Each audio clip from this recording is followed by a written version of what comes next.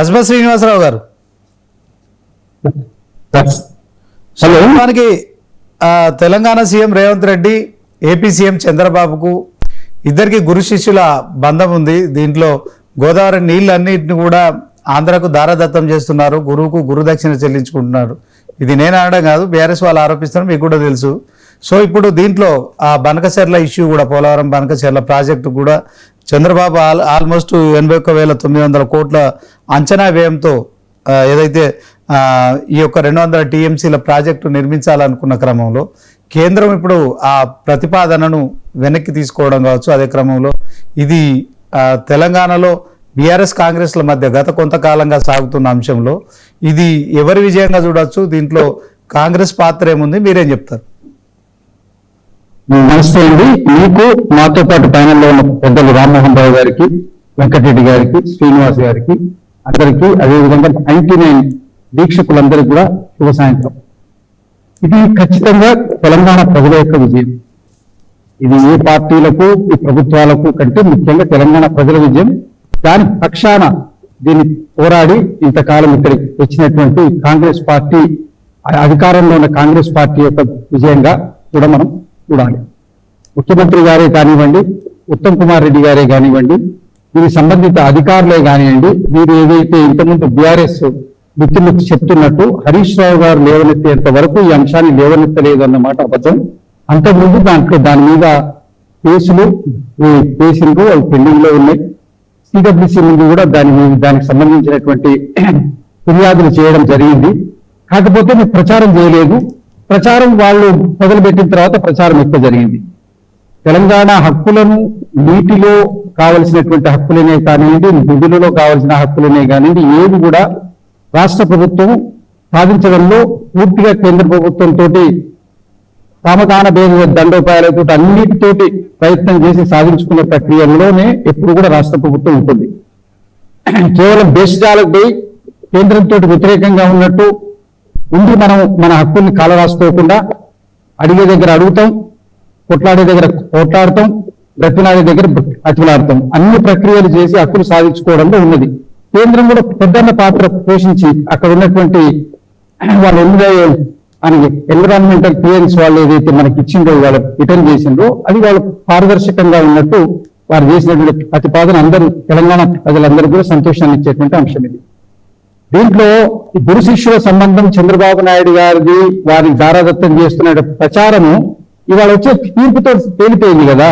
ఇవాళ ఉన్నటువంటి తీర్పుతోటి ఇది ప్రచారమా నిజమా అన్న విషయము మనం దానికి నోటితో చెప్పకుండానే నిదర్శనంగా వచ్చేసింది కదా. కాబట్టి 100% బీఆర్ఎస్ వాళ్ళు చేసేటువంటి ప్రచారాలని బూటకాలు. ఒక రాష్ట్రానికి ముఖ్యమంత్రి, ఒక పార్టీకి ప్రాతినిధ్యం వహిస్తున్నటువంటి వ్యక్తి ఇంకో రాష్ట్రానికి, ఇంకో పార్టీకి సంబంధించినటువంటి వ్యక్తికి దారదత్తంగా ఉంటాడని ప్రచారం చేయడం అది ఒక హీనమైనటువంటి రాజకీయ పరిభాష. ఆ విధంగా మాట్లాడడమే తప్పు. రెండో అంశం ఏంటంటే, చంద్రబాబు నాయుడు గారి దగ్గర నుంచి కేసీఆర్ గారు వచ్చిండ్రు, కాంగ్రెస్ పార్టీ నుంచి చంద్రబాబు నాయుడు గారు వచ్చిండ్రు అని చెప్పి కాంగ్రెస్ పార్టీకి లాయల్ ఉంటున్నారు చంద్రబాబు నాయుడు గారు. ఇది లాజిక్ అనేది ఎక్కడంటే చెప్పుకోవడానికి, మాట్లాడుకోవడానికి బాగుంటుందండి. ఇది అక్కడ స్టోరీస్ లాగా ఉంటాయి తప్ప ప్రాక్టికల్ గా ఒక ముఖ్యమంత్రి అయినటువంటి వ్యక్తి ఇప్పుడు చంద్రబాబు నాయుడు గారు నాయన అట్లా కాదు, నేను మా తెలుగుదేశం పార్టీకి వచ్చి కమ్మంటే అవుతారా? అయినా పార్టీని అక్కడ ఉన్నాడు, ఆ పార్టీలో ఆయన బ్రాటప్, అక్కడ ఆయనకు సైద్ధాంతికంగా అక్కడ మొదలు ఆయన రాజకీయ ప్రస్థానం స్టార్ట్ అయింది. తర్వాత అతను కాంగ్రెస్ పార్టీలోకి వచ్చిండు, ఇక్కడ పిసిసి అధ్యక్షుడు అయిండు, పోరాటం చేసిండు 5 సంవత్సరాలు టీఆర్ఎస్ పార్టీ తోటి. ఆ తర్వాత ఇక్కడ ముఖ్యమంత్రిగా ఆయనకు అవకాశం వచ్చింది.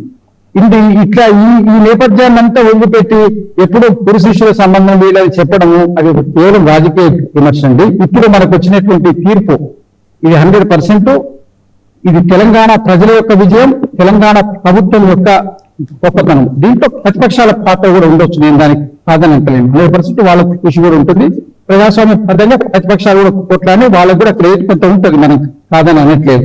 భారతీయ జనతా పార్టీ కూడా ఈ విషయంలో మనం వారిని ప్రశంసించాల్సిన అవసరం, వాళ్ళు పారదర్శకంగానే వ్యవహరించింది ఇక్కడ మనకు.